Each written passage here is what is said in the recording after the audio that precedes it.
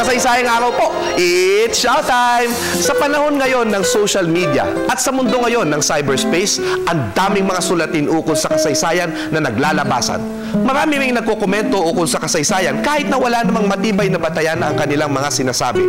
Sa isang malayang bansa, napakahalaga ang malayang palitan ng opinyon at kuro-kuro. Kahit ano naman pwede mong sabihin, subalit ang nagsusumikap na maging responsable sa kanyang mga ipinapahayag sa kabila ng kalayaan ay laging nag-iingat. Sinisikap na laging may batayan ang mga sinasabi. Dito makikita na ang pagsasalaysay ng history o kasaysayan ay may disiplina at ito ay napag-aaralan ng mga history major o pinapractice ng mga self-trained historians na gumagalang sa disiplina sa loob ng maraming taon. Ang historians ay nasa disiplina ng pagsusulat ng kasaysayan kaya kadalasan tinatawag ka ng historiador kung nakakapaglathala ka na ng mga artikulo sa mga journal o mga aklat at may pagtanggap din ng ilan sa mga nasa sirkulo ng historiador.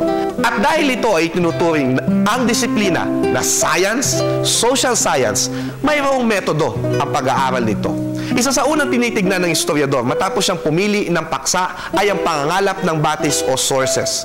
Yung bang magiging ebidensya ang gagamitin niya sa paggawa ng kanyang mga konklusyon ukol sa isang pangyayari o upang makarating sa pinakamalapit na nangyari. Tandaan na hindi na talaga mauulit ang mga historical na pangyayari ng eksakto.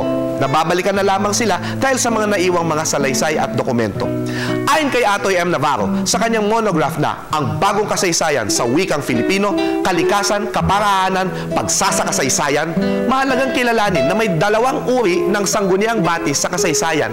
Ang 1. Nakasulat at 2. Di nakasulat. Halimbawa ng mga nakasulat ay mga dokumento, kasulatan, kronika, gunita, liham, talaarawan, kalendaryo, mapa, libro, journal, magazine, pahayagan, at iba pa.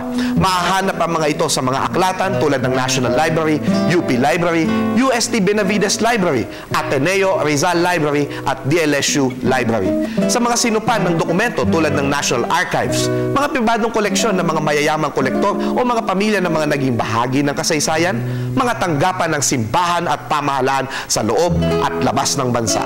Ang mga di nakasulat na batis naman ay ang mga artifact tulad ng manunggul jar, mga haito o fossils tulad ng sa mga patay na hayop na naiwan sa mga bato, mga labi tulad ng Sakalaw Caveman at Tabon Cave Woman, pasalitang panitikan at kasaysayan tulad ng mga epiko at panayam sa mga nakasaksi, sining tulad ng spulyarium, wika, at iba pa na mahahanap naman sa mismong pook ng paksa na iyong pinag-aaralan.